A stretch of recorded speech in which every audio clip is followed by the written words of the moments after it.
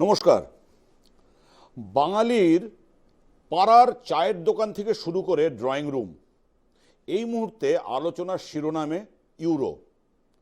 আবার নতুন করে বাঙালি আলোচনা করছে, বিতর্ক করছে রোনাল্ডো, গ্রিজম্যান, এমবাপেদের নিয়ে। আর যখন এই আলোচনা চলছে তখন বারবার প্রত্যেকের ক্ষেত্রেই কিন্তু একটা অনুশোচনার স্বর, অনুশোচনার কথা বারবার ঘুরে ফিরে আসে।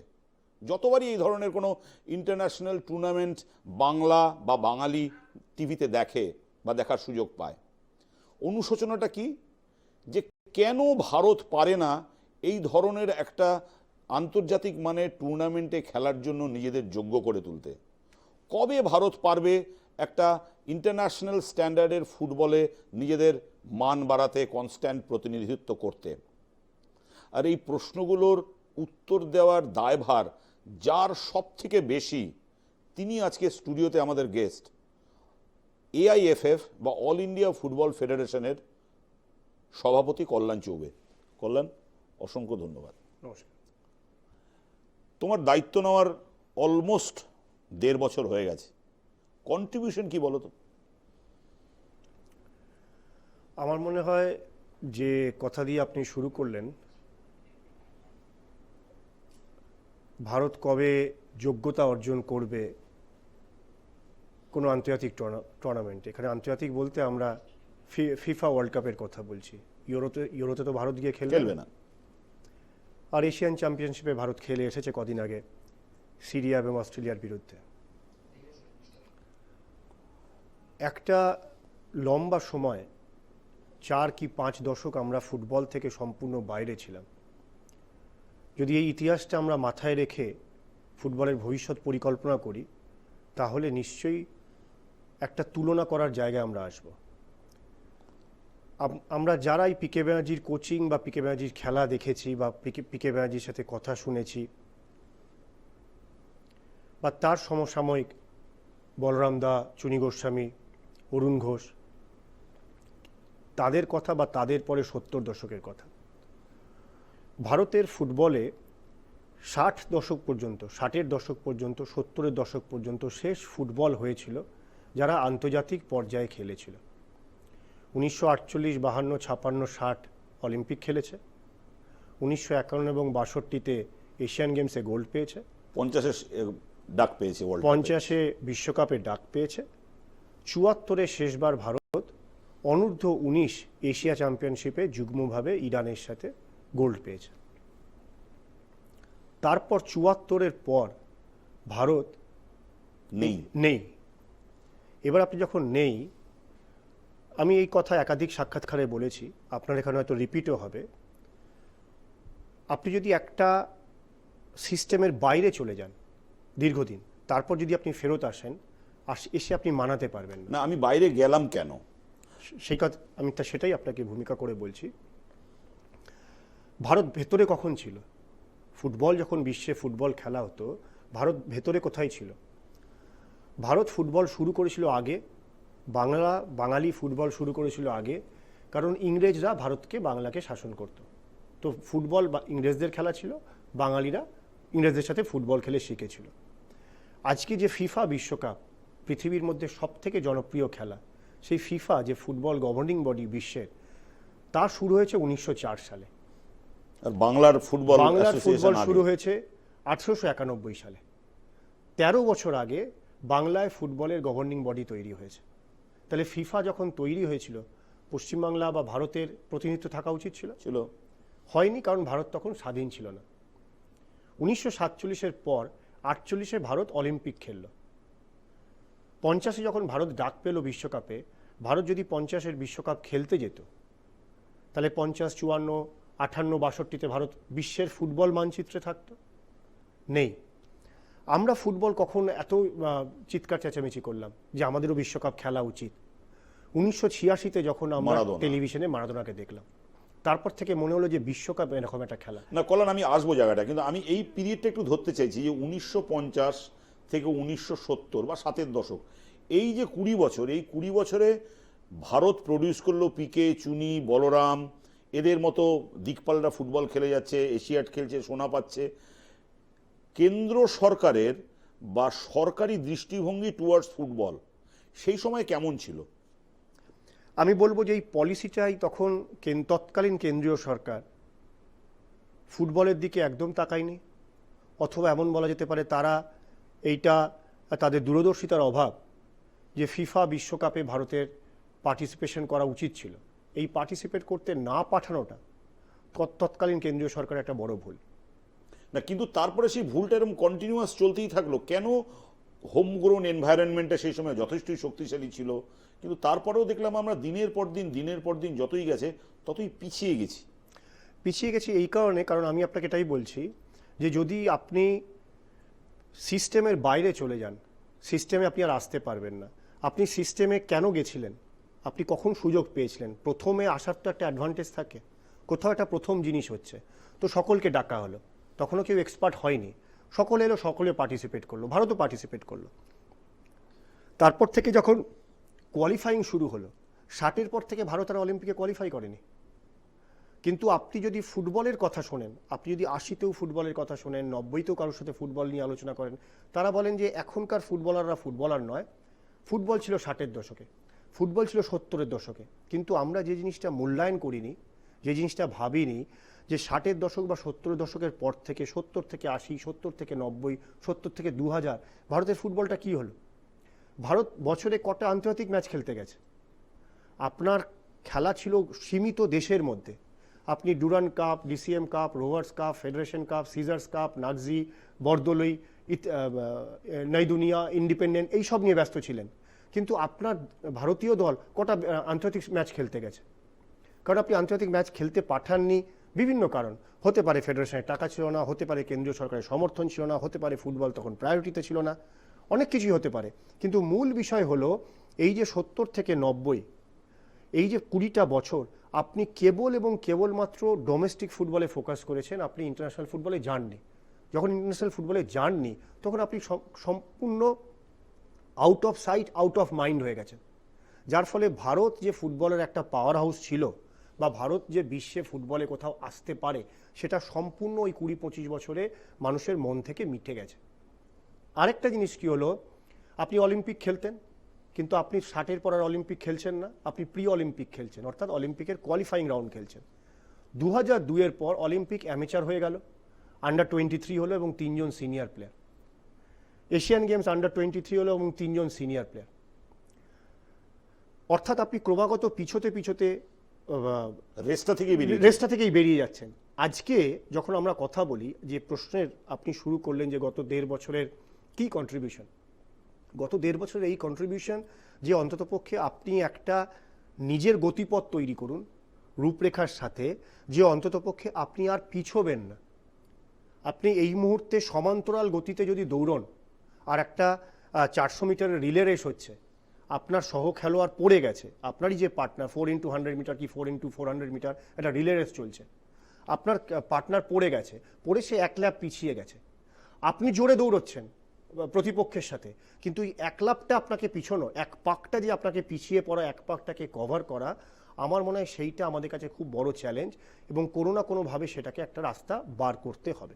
কিন্তু আমার যতদূর মানে আই মে বি রং, আমি ঠিক এই মুহূর্তে আমার কাছে দলিলটা নেই যে গত 2 বছরে আমাদের র্যাঙ্ক তো 110 থেকে পিছিয়ে মনে হয় আবার 130 নাগাদ, না 30-এ পৌঁছে গেছি।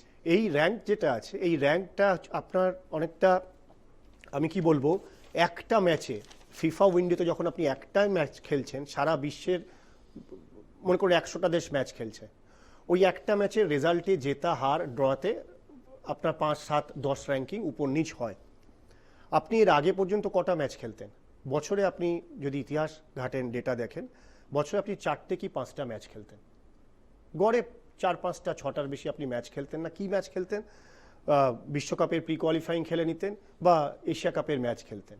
এশিয়ান গেমস আপনি গত 2 বছর যাননি, শেষ 2010-এ গেছেন সম্ভবত, 14-তে যাননি, 18-তে যাননি। যদি আপনি ম্যাচ না খেলেন, আপনার র্যাঙ্কিং কি করে উন্নতি হবে? আমরা প্রথমবার এসে গত 12 মাসে, 18 মাসের মধ্যে প্রথম 12 মাসে ভারত 21টা ম্যাচ খেলেছে একটা 12 ক্যালেন্ডার ইয়ারে, আর 25টা ম্যাচ খেলেছে 18 মাসে। ভারতের ফুটবলের ইতিহাসে ভারতীয় জাতীয় সিনিয়র দল সারা বছরে 25টা ম্যাচ খেলেছে, স্বাধীনতার আগে বা পরে এই ঘটনা কোনোদিন ঘটেনি। আপনি প্রথমবার 25টা আন্তর্জাতিক ম্যাচ খেলেছেন, যার ফলে কি হচ্ছে, আপনার এই যে খোলস থেকে বেরিয়ে আসা বা বেশি এক্সপোজার পাওয়া, ম্যাচ প্র্যাকটিস পাওয়া, সেই ক্ষেত্রে আপনার র্যাঙ্কিংটা আসে। আপনি আফগানিস্তানের সাথে যদি হেরে যান, আপনি ইরাকের সাথে যদি হেরে যান, আপনি মালয়েশিয়ার সাথে যদি হেরে যান, আপনি যদি কিংস কাপে ভালো না করেন, স্বাভাবিকভাবে আপনার র্যাঙ্কিং পড়বে। কিন্তু এই যে খেলাটা অন্তত পক্ষে, যে আপনি খেলার সুযোগ পাচ্ছেন এবং আমি দুটো ভুল করার পর তৃতীয় ভুলটা শোধরাতে পারি, এই পরিস্থিতিটা আমরা তৈরি করতে পেরেছি গত দেড় বছর। মানে আমি আবার রিফুয়েলিং চালু করেছি বলা যেতে পারে, যে আমার ফুয়েলটা যেটা শেষ হয়েছিল আমি এবার রিফুয়েলিং শুরু করেছি, রিফুয়েলিং শুরু করে দৌড়নোটা শুরু করেছি। কিন্তু আমার এই জায়গাটা প্রশ্ন, ধরে এই যে আমি 25টা বা 20টা ইন্টারন্যাশনাল ম্যাচ খেলছি, আমার কি স্ট্যান্ডার্ড উন্নতি হচ্ছে? তুমি একজন প্রাক্তন ফুটবলারও, তাতে কি মনে হয় যে আজ থেকে 1.5 দশক আগে, 2 দশক আগে যেই football Bharat use to play, আমি ধরো কথার কথা দিচ্ছি মারডেকা 80s বা 90s, যেই সময় ভারত যেই লেভেলের ফুটবল খেলেছে, ভারত কি এখন সেই লেভেলের ফুটবল খেলতে পারছে? ওকে, ইট ইজ ট্রু যে এখন আমরা মাল্টিপল বছরে 20-র বেশি আমরা ইন্টারন্যাশনাল ফুটবল রিপ্রেজেন্ট করছি, কিন্তু তাতে লাভটা কি হচ্ছে? না না, ইট ইজ ট্রু নাকি আমরা 20-র বেশি, আমরা 25টা ম্যাচ খেলেছি এই বছরে, কোনো 24 বা 26 নয়, 25টা পাক্কা ম্যাচ খেলেছি, কোনো আমি আনুমানিক সংখ্যা বলছি না। এটা ভারতের ফুটবলের ইতিহাসে প্রথমবার হয়েছে। আপনি শুরু করেছেন ট্রি নেশন কাপ থেকে, মণিপুরে আপনি খেলেছেন। আপনি যখন ভারতের এখানে ফুটবল নিয়ে কথা বলতে আসেন, আপনি বলেন যে নর্থ ইস্ট ফুটবলের গড়, কিন্তু কোনোদিন নর্থ ইস্ট মানে গৌহাটির উপরে আপনি কোথাও খেলা নিয়ে যাননি। আমরা প্রথমবার ইম্ফলে জাতীয় দলের খেলা নিয়ে গেছি। কেন মণিপুরে নিয়ে গেছি? ভারতের জাতীয় দলের যে মোর কন্ট্রিবিউশন আছে, ন্যাশনাল 24% ন্যাশনাল প্লেয়ার ভারতের জাতীয় দলে খেলে মণিপুরি। আমরা প্রথমবার মণিপুরে গুয়াহাটির উপরে খেলা নিয়ে গেছি, সেখানে ট্রি নেশন কাপ খেলেছি, তারপর ইন্টারকন্টিনেন্টাল খেলেছি, তারপর কিংস কাপ থাইল্যান্ডে খেলেছি, তারপর এশিয়ান গেমস প্রথমবার ভারত গত 9 বছরে প্রথমবার এশিয়ান গেমস খেলেছে, এশিয়া কাপ খেললাম কাতারে, আমরা প্রি ওয়ার্ল্ড কাপ খেললাম। আপনি যে মারডেকা নিয়ে কথা বলছেন, ভারত তো যেত না, অলিম্পিকে যেত না, এশিয়াতে যেত না, মারডেকাতে গেছিল। মারডেকা 2013 থেকে বন্ধ হয়ে গেছিল, 2013-র পর থেকে মালয়েশিয়াতে মারডেকা হতো না। আমি ইন্টারন্যাশনাল কনফারেন্সে গিয়ে যখন মালয়েশিয়ার ফুটবল প্রেসিডেন্টের সাথে আলাপ হলো, আমি বললাম যে মারডেকা ভারতে কি একটা অত্যন্ত সম্মানজনক একটা টুর্নামেন্ট। মারডেকার উদাহরণ দিয়ে ভারতের ফুটবলের ইতিহাস উল্লেখ করা হয়, আমরা মারডেকা খেলতে চাই। মালয়েশিয়ার যে ফুটবল প্রেসিডেন্ট আমাকে বলল যে মারডেকা মানে ওদের দেশে স্বাধীনতা, তো স্বাধীনতার উপলক্ষে এই টুর্নামেন্ট হতো, 2013 থেকে বন্ধ হয়ে গেছে। আমি বললাম আপনি যদি মারডেকা কাপটাকে পুনরায় শুরু করেন, ভারত অবশ্যই পার্টিসিপেট করবে এবং ভারতে একটা ফুটবলের নতুন উৎসাহের সঞ্চার শুরু হবে। উনি বললেন আমাকে এর জন্য প্রধানমন্ত্রীর কার্যালয়ে অনুরোধ করতে হবে। উনি আমার সাথে কেন আন্তর্জাতিক সম্পর্কের লাভ দেখুন ভারতীয় ফুটবল কিভাবে পাচ্ছে, এই রিলেশনশিপের জন্য মালয়েশিয়ার ফুটবল ফেডারেশন মালয়েশিয়ার সরকারের সাথে কথা বলে মারডেকা কাপ শুরু করলো এবং মারডেকা কাপ 2013-র পর প্রথমবার 2023-এ হলো, 2023-24-এ হওয়ার পরে এখন ভারত গিয়ে খেলে এলো সেখানে। এই যে আপনার এই চেষ্টার আগে এত হয়নি। এর লাভ একটা, আজকে আপনি যখন চেষ্টা করছেন, আজকে যখন আপনি একটা বীজ লাগাবেন, এই বীজটাকে চারা এবং চারা থেকে মূল গাছে পরিণত হতে একটা সময় লাগবে, ওভারনাইট আপনি পাবেন না। আমার দৃঢ় বিশ্বাস ফুটবল, আপনি আপনার প্রশ্নে বলেছেন যে আমি একজন প্রাক্তন ফুটবলার ছিলাম, স্বাভাবিকভাবেই ফুটবলের যে প্রতিকূলতা আমি জানি এবং ফুটবলে কি করা উচিত সেটা একজন খেলোয়াড় হিসেবে আমার অভিজ্ঞতা রয়েছে। সেই হতো আমার মনে হয় বিভিন্নভাবে আমরা চেষ্টা করছি কিভাবে ভারতীয় ফুটবলের উন্নতি করা। কল্যাণ, এই জায়গাটা হচ্ছে যে এখন ভারত দেশ হিসাবে ইন্টারন্যাশনালি খুব একটা পাওয়ার হাউস, একটা বিগ পাওয়ার। আমাদের প্রধানমন্ত্রীর বিভিন্ন দেশে আমরা দেখেছি যে হিউজ লেভেল অফ জনপ্রিয়তা আছে। ইন্টারন্যাশনালি ভারত একটা সুপার পাওয়ারের পথে এগোচ্ছে অন ডিফারেন্ট ইস্যুস। সেই জায়গায় দাঁড়িয়ে যে আমাদের কেন্দ্র সরকার আমাদের দেশের ফুটবলকে প্রমোট করার জন্য গত 4-5, আমি তোমার টেনিউরই ধরছি, গত 2 বছরে কি এমন ইনিশিয়েটিভ নিছে যেটা আগের সময়ের থেকে ইজ অ্যাবসলিউটলি ডিফারেন্ট। কারণ আগে আমরা দেখতাম সেই একই ব্যক্তি বারবার এআইএফএফ এর প্রেসিডেন্ট হচ্ছে, তারা বিশ্বকাপ খেলা দেখতে যাচ্ছে, তারপরে ফুটবলটা যিনি কোথায় গিয়ে হারিয়ে যাচ্ছে। এই এই এই প্রেক্ষাপটটা কতটা চেঞ্জ হয়েছে ভিজাভিজ আগের সময় আর বর্তমান সময়? এটাই বলা যায়, যদি আমি আমার টেনিওর যদি 18 মাস ধরি আর আগের টেনিওর যদি গত 10 বছর ধরি, সো গত 10 বছরে কি 13 বছরে তার কার্যকাল ছিল, ভারত এশিয়ান গেমসেই যায়নি। ভারত কেন এশিয়ান গেমসে যায়নি? কারণ কেন্দ্রীয় পলিসি, ক্রীড়া পলিসি অনুসারে আপনি যদি গ্রুপ গেমে, গ্রুপ স্পোর্টে, যেটা ফুটবল, ভলিবল, বাস্কেটবল, এরকম গ্রুপ স্পোর্টে আপনি যদি এশিয়ার টপ 8-এর মধ্যে না হন, তাহলে কেন্দ্রীয় সরকার আপনাকে খরচ দেবে না। এবং সেই কারণে ভারতীয় ফুটবল দল যায়নি এশিয়ান গেমসে। গত দুটো এশিয়ান গেমস যায়নি, টোকিওতে যায়নি, তার আগেও 2014-তে বোধহয় কোথায় হয়েছিল সেখানেও যায়নি। আমরা এসেছি গত 1.5 বছরে। মানে এটা খরচের কারণে, মানে খরচ কমানো হবে যদি আমি না, খরচ কমানো, মানে যদি আপনি টপ 8-এর মধ্যে না থাকেন গ্রুপ স্পোর্টে, তাহলে আপনাকে পাঠানো হবে না, বা সরকার খরচ দেবে না, বা সরকার খরচ না দিলেও আপনি যাবেন না, ইত্যাদি অনেকগুলো পলিসিগত ব্যাপার ছিল। এবং সেখানে কিছু ব্যক্তি বিশেষ হাইকোর্টে কেসও করেছে, এবং যে কেসের জন্য দিল্লি হাইকোর্টের অর্ডার রয়েছে যে আপনি অমুক অমুক খেলাকে আপনি কোনো সরকারি অনুদান দিতে পারবেন না যদি না সে প্রথম 8টা দলের মধ্যে থাকে এশিয়াতে। স্বাভাবিকভাবেই আমি সভাপতি হওয়ার পর কেন্দ্রীয় সরকারের বিভিন্ন বিভাগের সাথে যোগাযোগ রেখে, অনুরোধ করে, দরখাস্ত করে আমরা প্রথমবার, গত 10 বছরের প্রথমবার ভারতীয় দল এশিয়ান গেমসে গেছে, কেন্দ্রীয় সরকারের খরচে গেছে। এবং শুধু ভারতীয় পুরুষ দল যায়নি, ভারতীয় পুরুষ এবং মহিলা দল 57-54 জনের স্কোয়াড গেছে এশিয়ান গেমসে। আমার মনে হয় এটাই একটা নতুন দৃষ্টান্ত হিসাবে ধরা যেতে পারে। এই যে আপনারা ধরুন, আপনি সভাপতি হিসেবে আপনি বিভিন্ন, আমরা দেখেছি যে আপনি বিভিন্ন, আমরা কভারও করেছি অতীতে, যে আপনি বিভিন্ন কনফারেন্সে যাচ্ছেন। কি হয় এই কনফারেন্সগুলো গিয়ে? এর আগে কনফারেন্সে গিয়ে, এর আগেও কনফারেন্স হতো, এর আগের কনফারেন্সের পরে কে কনফারেন্সে গেল, কনফারেন্সে কি হলো আমরা জানতাম না। এখন প্রতিটা কনফারেন্সে যখন আমি যাই, ফেরত আসি ভারতীয় ফুটবলের জন্য কিছু না কিছু নিয়ে। আমি যখন প্রথম কনফারেন্সে গেলাম, মানে তুমি কটা কনফারেন্স এরকম অ্যাটেন্ড করেছো? আমি 6টা কনফারেন্স অ্যাটেন্ড করেছি। 6টা কনফারেন্স, 4টে, 2টো এএফসি, 2টো ফিফা, আর 2টো জেনারেল ছিল। আমরা সন্তোষ ট্রফিকে কোন লেভেলে নিয়ে গেছি? সন্তোষ ট্রফি আমাদের দেশের একটা 3য় ডিভিশন টুর্নামেন্টে পরিণত হয়েছিল। সন্তোষ ট্রফির খোঁজ রাখতো না, কেউ খোঁজ রাখতো না। সন্তোষ ট্রফির কোনো খেলোয়াড়রা আই লিগ খেললেও আইএসএলে কেউ খেলতো না। সন্তোষ ট্রফির সেই অর্থে কোনো সুযোগ সুবিধা ছিল না। কিন্তু একটা সম্পর্ক স্থাপনের পর সন্তোষ ট্রফিকে প্রথমবার আমি একটা ইন্টারন্যাশনাল স্ট্যান্ডার্ডে নিয়ে গেছি। সন্তোষ ট্রফি সৌদি আরবে সেমিফাইনাল, ফাইনাল হয়েছে। ভারতের কোনো খেলা এখনো পর্যন্ত ভিএআর হয়নি। ভিএআর যে এত সারা বিশ্বে আলোচনা, ভারতে আলোচনা, রেফারিং এরার নিয়ে যে কথা হচ্ছে, ভারতের কোনো ক্লাব ফুটবল বা চ্যাম্পিয়নশিপ এখনো ভিএআরে কভার হয়নি। সন্তোষ ট্রফির সেমিফাইনাল এবং ফাইনাল এবং 3rd পজিশন ম্যাচ আমরা ভিএআর কভার হয়েছে। কি এটা একটা আন্তর্জাতিক সম্পর্কের জন্য, একটা সৌদি আরবের সাথে একটা সম্পর্ক স্থাপনের জন্য মৌয়ের মাধ্যমে। তারপর কি হলো? দুদেশের বাইলেটারাল রিলেশনস গুড, রিলেশনশিপের জন্য আমরা কাতারের যে অ্যাসপায়ার, যে বিশাল স্পোর্টিং ইনফ্রাস্ট্রাকচার আছে, আজকে বিশ্বের one of the best infrastructure বলা হয়, আজকে আমরা চাইলে সেই অ্যাসপায়ার ইনফ্রাস্ট্রাকচার গিয়ে ভারতীয় ফুটবলের প্রস্তুতির জন্য ব্যবহার করতে পারি। এটা ইন্টারন্যাশনাল সম্পর্কের জন্য। মানে আমরা যদি চাই, ভারত যদি চায়, আমরা কাতারের ইন্টারন্যাশনাল ফুটবল ইনফ্রাস্ট্রাকচার ব্যবহার করতে পারবো গিয়ে। অফকোর্স, অ্যাসপায়ার যেটা বিশাল, আপনি কখন গিয়ে দেখে আসবেন বা ইন্টারনেটে দেখবেন, অ্যাসপায়ার যে রয়েছে কাতারের স্পোর্টস ইনফ্রাস্ট্রাকচার, একটা বিশ্বের টপ 3টের মধ্যে একটা বিশাল। সেটা ভারতীয় ফুটবল চাইলে গিয়ে ব্যবহার করতে পারে। এটা সম্পর্ক। আমরা সেন্ট্রাল এশিয়ার সাথে চুক্তি করেছি, যেহেতু সাফে আমরা অলরেডি সুপিরিয়র রয়েছি, তো এর বাইরে যদি আমাদের কখন উজবেকিস্তান, কাজাকিস্তানের মতো দলের সাথে খেলতে হয়, আমরা গিয়ে খেলতে পারবো। সম্পর্ক তৈরি হয়েছে।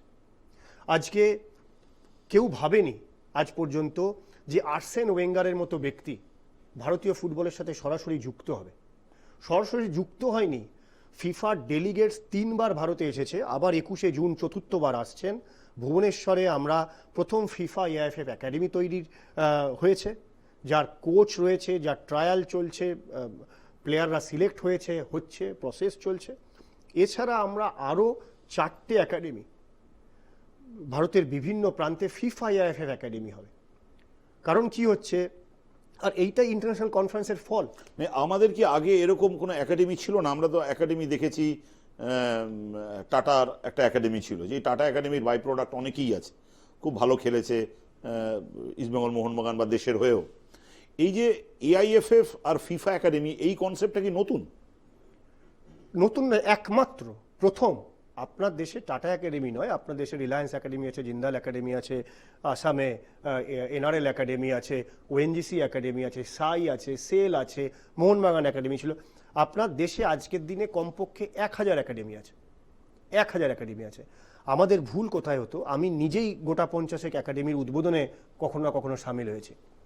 একাডেমি মানে একটা ফুটবল মাঠ, দুটো ফুটবল মাঠ, সুইমিং পুল, জিমনাসিয়াম, হোস্টেল আর খাওয়ার ব্যবস্থা নয়। একাডেমি মানে একটা group of football coaches, support staff, যারা আপনার নিয়মিত তৈরি করবে কিভাবে এই ছেলেগুলো ট্রেনিং হবে, কিভাবে তাদের জিপিএস সিস্টেমে তাদের উন্নতি অবনতির গ্রাফ মেনটেন হবে। আমি কিছু, আপনি যদি তাদের ডায়েট কি হবে, তাদের মাসল ডেভেলপমেন্ট কিভাবে হবে। আপনি যদি আজকে একটা বড় এয়ার কন্ডিশন স্টুডিও করে দেন, আর যদি ভালো এডিটর না আনেন, সেই স্টুডিও ইনহাউস চলবে না। নিউজ এডিটর না থাকলে নিউজ চ্যানেল চলবে না। আপনি একটা ভালো বিল্ডিং করে দিলেন সেন্ট্রালি এসি, কিন্তু সার্জন নেই, সেই নার্সিংহোম কি চলবে? আপনি একটা ভালো বিল্ডিং করলেন, প্রফেসর নেই, সেই ইউনিভার্সিটি কি চলবে? তো সুতরাং একাডেমি করা শুধু পরিকাঠামো নয়, একাডেমি করা মানে বিশ্বের ফুটবল কোন দিকে এগোচ্ছে, ফুটবল কিভাবে এগোচ্ছে, সেটাকে সেই ধরনের কোচেদের রাখা। আমার চেষ্টা কি রয়েছে, আমি ফিফাকে কি রিকোয়েস্ট করেছি, আমি ফিফাকে বলেছি যে আজকের দিনে ফিফার উপরে তো ফুটবলে কেউ নেই বিশ্বে, তো ফিফা যেটা মনে করে যে ইউথ ডেভেলপমেন্টের জন্য এইটা করলে কোনো একটা দেশ এগোতে পারে, ভারত যদি সেই প্রক্রিয়াটা ব্যবহার করতে পারে, তাহলে আগামী 5-7 বছরে ভারত হয়তো টপ সেই দেশগুলোর মধ্যে আসতে পারবে। ভারতের সিনিয়র টিম, সুনীল ছেত্রী এত বড় প্লেয়ার, ভারতের সিনিয়র টিম হাজার চেষ্টা করলেও নিচের দিকে র্যাঙ্কিং, মানে উপরের দিকে র্যাঙ্কিংয়ে আসতে পারবে না। ভারতের হাইয়েস্ট র্যাঙ্কিং ছিল 94, 94 নিচে ভারত কোনোদিন র্যাঙ্কিং হয়নি, কারণ ভারত ফুটবলের মেন স্ট্রিমেই ছিল না। আজকে ফুটসলে ভারতের র্যাঙ্কিং 135, 135, খেলি না আমরা 139টার মধ্যে, কারণ আপনি খেলেন না। আপনি খেলেন না বলে আপনি এবার 135 থেকে কি করে শুধু 35-এ আসবেন? তো আপনাকে এই যে তুমি বলছো, আমি এইখানে আপনাকে জুড়তে চাইছি কিভাবে আসতে পারেন। মনে করুন আজকে যদি আপনার আন্ডার 13 একাডেমি, ফিফার টেকনিক্যাল নো হাউ, ফিফার সাপোর্টে যদি আপনি আন্ডার 13 ট্যালেন্ট স্কাউটিং আপনার এজ চুরি হলো না, আমাদের একটা খুব বড় দোষ আছে, এজ চুরি করে নি। 13 বছরের টিমে 15 বছর কি 16 বছরের ছেলেকে ঢুকিয়ে দিই, প্রাথমিকভাবে মনে হয় ছেলেটা ভালো, কিন্তু আখেরে সবার ক্ষতি হয়। তো যদি এজ চুরি না হয়, 13 বছরের বাচ্চা যদি সত্যি 13 বছরের হয় এবং সেখানে যদি ট্যালেন্ট আইডেন্টিফাই হয়, সেখানে যদি ফিফার টেকনিক্যাল সাপোর্ট স্টাফের আমরা সাপোর্ট পাই, তাহলে এই 13 ছেলে যখন 17তে যাবে, এখন 2025 থেকে প্রতি বছর আন্ডার 17 ফিফা ওয়ার্ল্ড কাপ হবে। Bharat under 17 FIFA world cup খেলেছে, হোস্ট করেছে বলে, এবং তখন 2 বছর করে হতো। এখন প্রতি বছর আন্ডার 17 হবে। যদি আপনি আন্ডার 17 ফিফা ওয়ার্ল্ড কাপে কোনোভাবে কোয়ালিফাই করতে পারেন, তাহলে বিশ্বের 50টা দেশের মধ্যে আপনি ঢুকে গেলেন। তার মানে আমাদের প্রথম লক্ষ্য, যদি আমি এইভাবে বলি, যে এই মুহূর্তে আমাদের প্রথম লক্ষ্য হচ্ছে আমাদের এই যে ফিউচারে ইনভেস্ট করা, মানে পরবর্তী প্রজন্ম যারা আসছে তাদের 12, 13, 14, 15 এইখানে থ্রু ফিফা এবং এআইএফএফ যে একাডেমিগুলো আছে তাদের তৈরি করা, এবং আমাদের বেসিক টার্গেট, প্রিলিমিনারি টার্গেট এই ইউথ ওয়ার্ল্ড কাপে পার্টিসিপেট করা। 12, 13, 14, 15 নয়, একটাই এজ গ্রুপ আন্ডার 13। আন্ডার 13 যখন আন্ডার 17-এ যাচ্ছে, অর্থাৎ একটা এজ গ্রুপ 4 বছরের সুযোগ পাচ্ছে। ওকে, এবার প্রথমেই আপনার যে গ্রুপটা তৈরি হয়েছে, আগামী 4 বছরে যেটা আন্ডার 17 হচ্ছে, সেই গ্রুপটাই বিশ্বকাপ খেলবে বা বিশ্বকাপ, সেটা সম্ভব নয়। তাহলে কি আপনি হতাশ হয়ে যাবেন যে এত চেষ্টা করলাম, 4 বছর লাগালাম, টাকা, অর্থ, সময়, চলো বন্ধ করে দিই? আপনাকে দ্বিতীয় এই গ্রুপটার জন্য ওয়েট করতে হবে, আপনাকে তৃতীয় গ্রুপটার জন্য ওয়েট করতে হবে। এই যে যখন 3টে গ্রুপ আন্ডার 17-এ যখন বিশ্বস্তরে আসছে, তাহলে আপনার গ্রুপ অফ প্লেয়ার যারা 18, 19, 20 একটা গ্রুপ অফ ইউথ প্লেয়ার পাচ্ছেন, যারা আপনার সিনিয়র টিমটাকে স্ট্রেংথ করবে। আপনি যদি এই গ্রুপটাকে সরাসরি আন্ডার 23 এশিয়ান গেমস খেলান, আন্ডার-23 প্রি অলিম্পিক খেলান, যারা আন্ডার-17 হয় কোয়ালিফাই করেছে বিশ্বকাপে অথবা কোয়ালিফাই করব বলে করতে পারেনি, অর্থাৎ টপ 50 দেশের মধ্যে আছে। এই পরিস্থিতি যদি তৈরি হয় তাহলে কি হবে, নিচ থেকে আপনি আবার র্যাঙ্কিংয়ের ওই মূল স্রোতে ফিরে আসতে পারবেন।